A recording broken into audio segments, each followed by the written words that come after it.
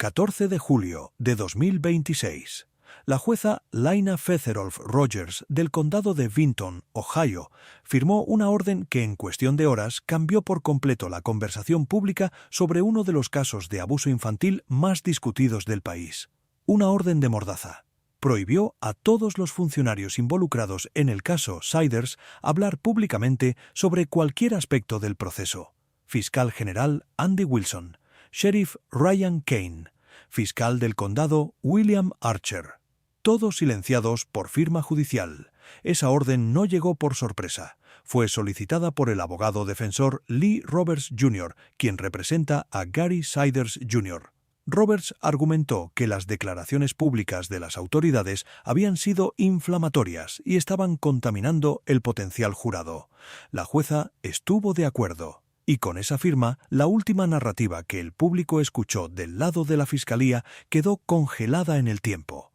Esa narrativa era la del fiscal general Wilson describiendo a los niños como animales salvajes. Esa narrativa era la de mal puro. Ese es el resumen público del caso, y ya no puede ser actualizado, corregido ni ampliado por meses. Y eso, según analistas legales de la defensa criminal en Ohio, no fue un accidente, fue una jugada de ajedrez ejecutada con precisión clínica. Esta es la historia de cómo la defensa de los Siders ganó una guerra narrativa que llevaba 2 semanas perdiendo. De cómo el abogado Tommy Stolle, representante de Elizabeth Siders, plantó una contranarrativa en la conciencia pública durante 13 días. Y de cómo, apenas esa contranarrativa se estableció como duda razonable en la mente del público estadounidense, los abogados de la familia solicitaron la mordaza que impidió a los fiscales responderle. Es una jugada de ajedrez donde la defensa movió sus piezas mientras la fiscalía todavía estaba celebrando el jaque inicial.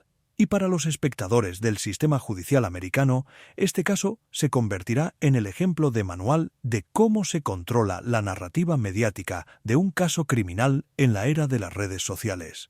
Para entender la magnitud de lo que hizo la defensa, hay que empezar por reconstruir la línea de tiempo exacta de las declaraciones públicas. El 1 de julio, apenas 24 horas después del rescate de los 16 niños, el fiscal general Wilson dio una conferencia de prensa. Sus palabras fueron elegidas para causar impacto emocional máximo. Mal puro. Nunca he visto algo como esto. Animales salvajes. Peor que ganado. Cada frase fue diseñada para generar una respuesta viral en redes sociales y para posicionar a los Siders como monstruos irredimibles en la conciencia colectiva. Esa estrategia tiene un nombre en litigios de alto perfil. Se llama Prime del jurado. La idea es saturar el ambiente mediático con lenguaje que impregne cualquier grupo eventual de jurados con predisposición emocional contra los acusados. En casos anteriores donde los fiscales han hecho este movimiento agresivamente, ha funcionado, pero requiere que la fiscalía mantenga el control narrativo hasta el juicio. Y ahí es donde entró Stolle. El 7 de julio, Elizabeth Siders y su abogado nombrado por la corte, Tommy Stolle, tuvieron su primera reunión privada. Al día siguiente, 8 de julio, Stolle dio una entrevista a WNS10 TV. En esa entrevista, Stolle hizo 2 afirmaciones que introdujeron una fractura en la narrativa oficial. Primero, dijo que los hijos mayores de la familia tenían teléfonos celulares. Segundo, dijo que usaban redes sociales. Tercero, dijo que compartían chistes internos en las conversaciones familiares. Y cuarto, dijo textualmente que no había visto ninguna evidencia de que los niños estuvieran confinados a una habitación de 12 por 12 pies.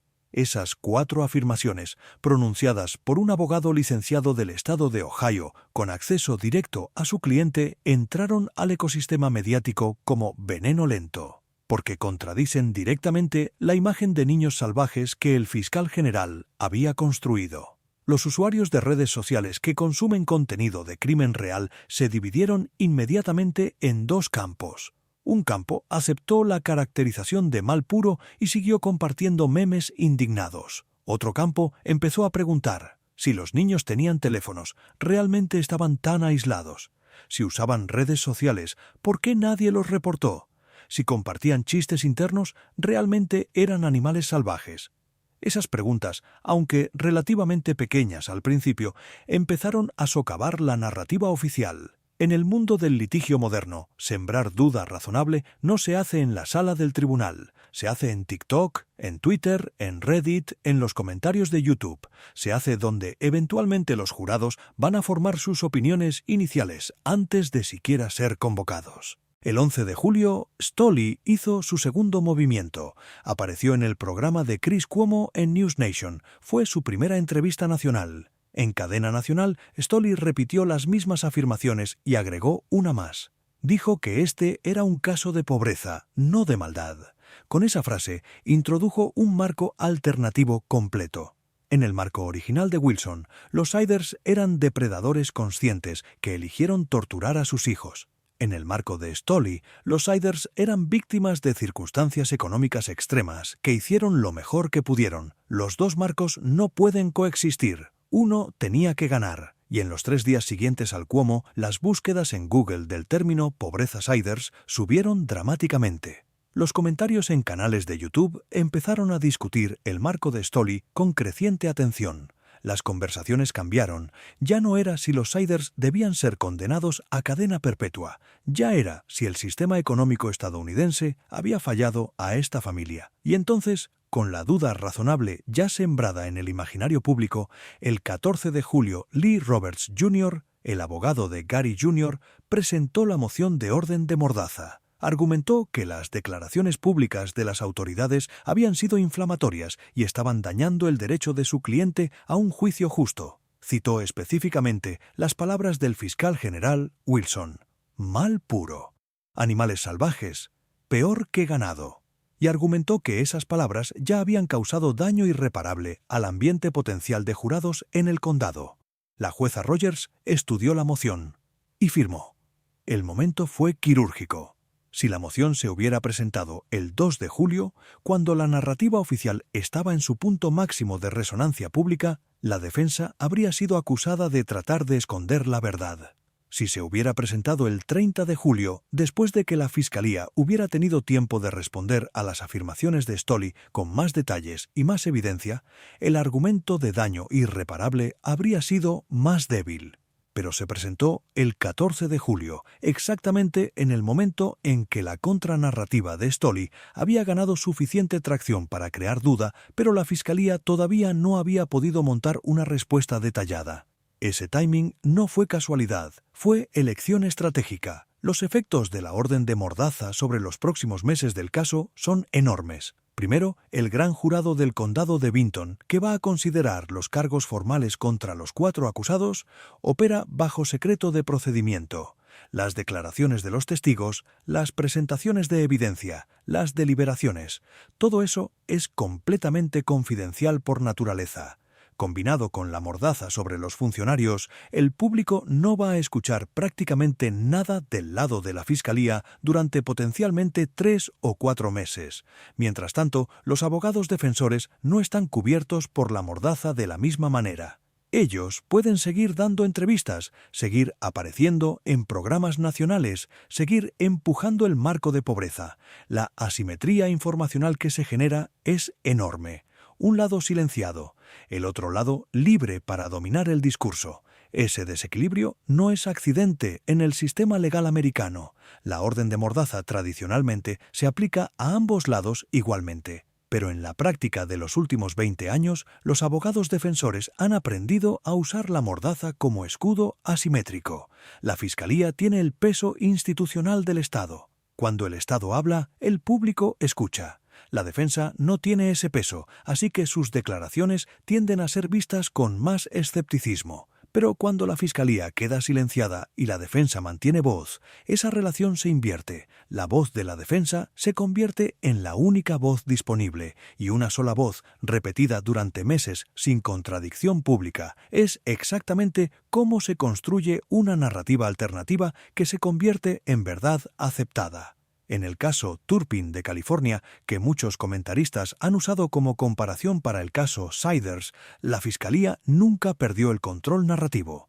Los fiscales de Riverside County publicaron actualizaciones constantes, entrevistaron sobrevivientes cuando fue apropiado, mantuvieron la atención pública en las víctimas. La defensa de los Turpin intentó una estrategia similar a la que Stolley está usando ahora. Intentó decir que las víctimas eran felices, que los padres las amaban, que la investigación estaba sacando las cosas de contexto. Esa estrategia falló porque la Fiscalía siguió alimentando la narrativa oficial con detalles nuevos y verificables. En el caso Siders, la mordaza detiene ese flujo, y sin ese flujo, la narrativa de los padres tiene espacio para respirar. Los reporteros que cubren la corte del condado de Vinton han estado ajustándose a la nueva realidad. Ya no reciben briefings del fiscal Archer. Ya no pueden llamar al sheriff Kane para verificar detalles operativos del rescate del 30 de junio. Ya no pueden usar declaraciones del fiscal general Wilson como fuente. Los detalles nuevos que emergen tienen que venir de documentos judiciales públicos, de fugas anónimas o de los abogados defensores. Los primeros dos son limitados. El tercero es controlado, y en un caso donde el público ya está confundido entre dos narrativas contradictorias, esa controlada emisión de detalles se convierte en la única fuente de información nueva disponible. Hay otra pieza importante que ha recibido poca atención, pero que ilumina la sofisticación estratégica del equipo defensor. Lee Roberts Jr., el abogado que presentó la moción de mordaza, es abogado del padre acusado. Pero la moción beneficia a todos los 4 acusados por igual.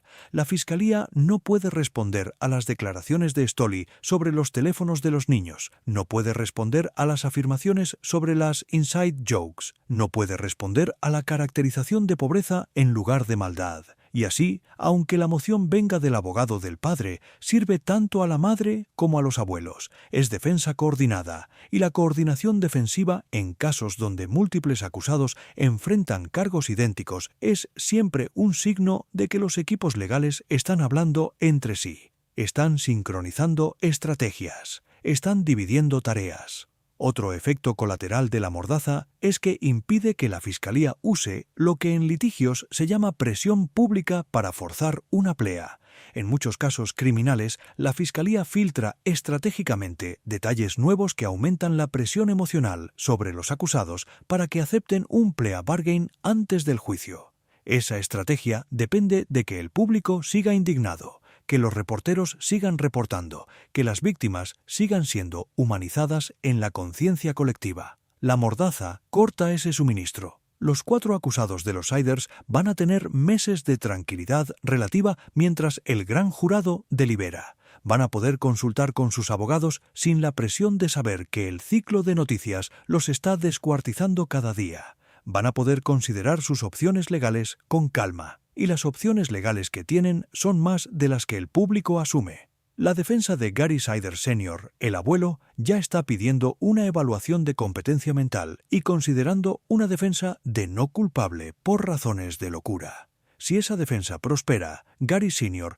podría terminar en una institución psiquiátrica en lugar de una prisión.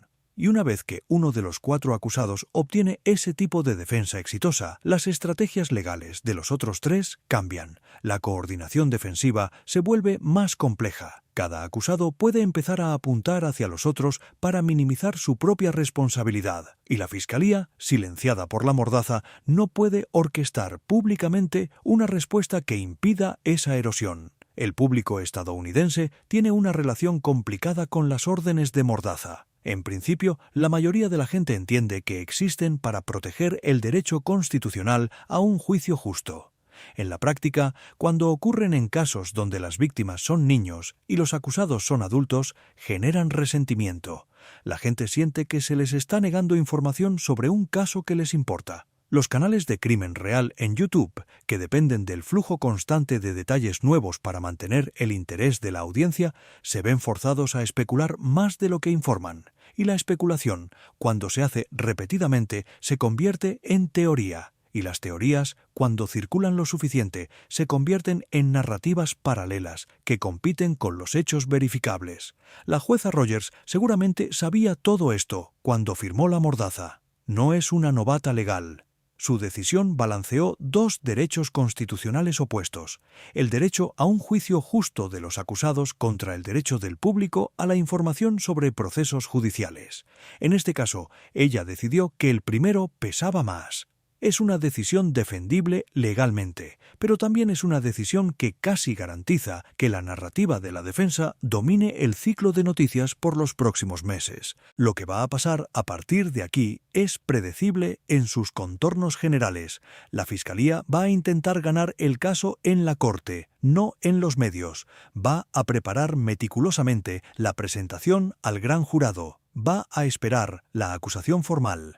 Va a construir el caso pieza por pieza usando el trabajo del BCI, las pruebas de ADN, los registros hospitalarios y las declaraciones eventuales de los propios niños cuando estén listos. Mientras tanto, la defensa va a seguir empujando el marco de pobreza en apariciones mediáticas. Va a seguir humanizando a Elizabeth como niña novia y víctima. Va a seguir sembrando duda razonable en la conciencia pública. Y cuando finalmente empiece el juicio, dependiendo de cuánto tiempo pase, la carga probatoria efectiva se habrá desplazado. Los jurados llegarán al tribunal habiendo consumido meses de mensajes defensivos y semanas de silencio oficial. Ese desplazamiento es lo que la defensa quiso desde el principio. La mordaza no fue un movimiento defensivo, fue un movimiento ofensivo disfrazado de protección constitucional. Y ejecutado en el momento exacto, cambió las probabilidades reales del caso más de lo que cualquier moción anterior podría haber hecho. Los abogados de los 4 acusados no ganaron el caso, pero ganaron el tiempo, el espacio y el silencio que necesitan para tener oportunidad real de ganarlo. En una guerra donde el enemigo tiene todo el peso institucional, hacer callar al enemigo es equivalente a duplicar tus propias fuerzas. Hay un detalle procesal adicional que amerita atención cuidadosa. La orden de mordaza firmada por la jueza Rogers no aplica de la misma forma a los reporteros y a los medios de comunicación. Aplica principalmente a las partes directamente involucradas en el caso: fiscales, defensores y funcionarios oficiales.